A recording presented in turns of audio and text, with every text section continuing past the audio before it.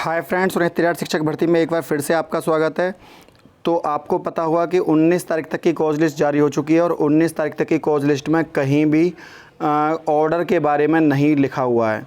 तो जब हालांकि अभी 19 तारीख की सप्लीमेंट्री कॉज लिस्ट अभी आनी बाकी है, लेकिन इतना तो तय है कि लगभग इस महीने के अंतिम सप्ताह में 21-22 तारीख में, या आप कह सकते हैं या तो 21-22 तारीख में आ ही जाएगा, या फिर नहीं आता है तो फिर आप समझ लीजिए ये तो तय है कि इसी महीने में ऑर्डर आ जाएगा।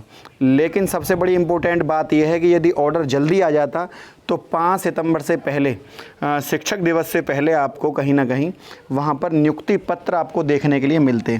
अब नियुक्ति पत्र देखने के लिए क्यों नहीं मिलेंगे? कारण ये है कि यदि लेट हो रहा है जितना ऑर्डर आना, उतना ही जो काउंसलिंग प्रक्रिया है वो लेट होगी। उधर सरकार को 20 तारीख में अभी अपना 3 दिन बाद एमआरसी को लेकर अन्य पिछड़ा वर्ग आयोग में भी अपना सबमिशन दाखिल करना है, और सरकार यदि वहाँ उपस्थित नहीं होती है तो कहीं ना कहीं मामला फिर ठंडे बस्ते में चला जाएगा और 10 से 15 दिन का एक्स्ट्रा समय और लग सकता है। हालांकि भर्ती जो कोर्ट के अधीन है, ऑर्डर का अन्य पिछड़ा वर्ग आयोग से कोई लेना देना नहीं है। इसका मतलब ये बात तो तय है कि जो ऑर्डर है वो तो अभी आ जाएगा, जिससे आपको राहत मिलेगी, लेकिन उसके बाद कम से कम भी 10 से 15 दिन का एक्स्ट्रा समय यहाँ पर लग सकता है। तो ये बड़ी इंपॉर्टेंट चीज़ है कि उधर सुल्तानपुर में डॉक्यूमेंट वापस हो रहे हैं, एक एक करके सभी ज़िलों के डॉक्यूमेंट वापस हो रहे हैं, आपको पता भी होगा। तो ये चीज़ें गलत हैं। जब सरकार को पता है कि जब काउंसलिंग प्रक्रिया उसी परिप्रेक्ष्य में आगे बढ़ानी है तो इन डॉक्यूमेंटों को वापस करने का क्या औचित्य है। तो ये डॉक्यूमेंट सरकार को वापस नहीं करने चाहिए, क्योंकि इससे जो भी अभ्यर्थी जाते हैं कोविड-19 में एक लंबा सफ़र करके अपने डॉक्यूमेंट लेने जाते हैं, उनको समय सीमा दी जाती है कि इतने समय के अंदर डॉक्यूमेंट ले लीजिए। अभी जब काउंसलिंग प्रक्रिया शुरू होगी तो वही अभ्यर्थी उन्हीं सेंटरों पर दोबारा जाएंगे, अपना डॉक्यूमेंट सबमिट करेंगे।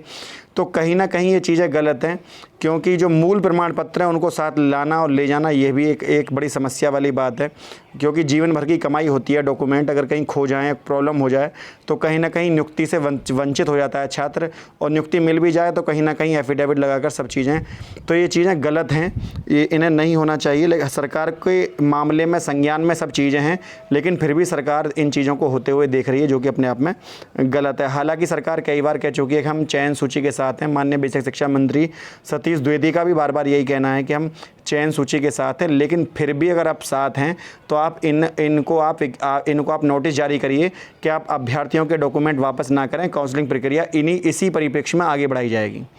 इसके अलावा एक केस और डाल दिया गया है शिक्षा मित्रों के खिलाफ। तो मैं आपको बता दूं, इस तरह के केसों का कोई फ़ायदा नहीं है। अब जैसा कि सोशल मीडिया के माध्यम से बताया जा रहा है कि ये केस जो है शिक्षा मित्रों के खिलाफ डाला जा रहा है, क्योंकि मामला भी कोर्ट के विचाराधीन है, और मामला जब कोर्ट के विचाराधीन होता है तो नया केस पढ़ने से उस पर कोई फ़ायदा नहीं है।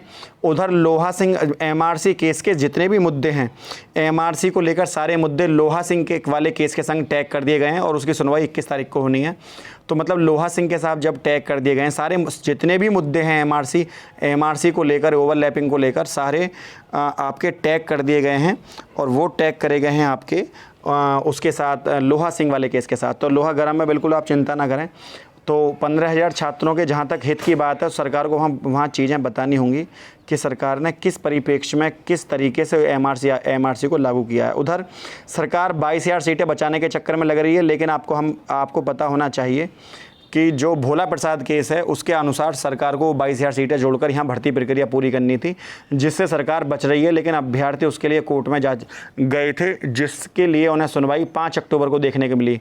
तो सरकार का इन चीज़ों से भागना या सीटें बचाना गलत है, क्योंकि जब सरकार फॉर्म भराती है तो हर बच्चा 500 रुपये का फॉर्म भरता है। तो यदि आप नई भर्ती निकालते हैं तो आपको सारी चीज़ें करी कराई मिल रही हैं, अभ्यर्थी पास मिल रहे हैं, और कोर्ट के आदेश के तहत, कानून न्याय के तहत भी वो सीटें जोड़नी चाहिए। तो सरकार इन चीज़ों से भाग नहीं सकती, सरकार को वो सीटें जोड़नी चाहिए। जूनियर की भर्ती फ्रेंड आपको देखने के लिए मिल जाएगी लगभग अब से 30 से 35 दिन के अंदर अंदर, क्योंकि सभी विभागीय कार्रवाई पूरी हो चुकी है। केवल सत्यापन होना बाकी है, सॉफ्टवेयर तैयार हो गया, केवल जो अध्याचन होता है उसको जारी करना है। जैसे ही अध्याचन जारी होगा आपके फॉर्म भरने शुरू हो जाएंगे। तो आप नई भर्ती प्रक्रिया जूनियर का आप इंतजार कर रहे हैं, वो इंतजार आपका अब ख़त्म होने वाला है। फ्रेंड्स, यदि वीडियो आपको अच्छी लगी तो वीडियो को लाइक, शेयर और चैनल को सब्सक्राइब करना ना भूलें। आज के लिए इतना ही। जय हिंद, जय भारत।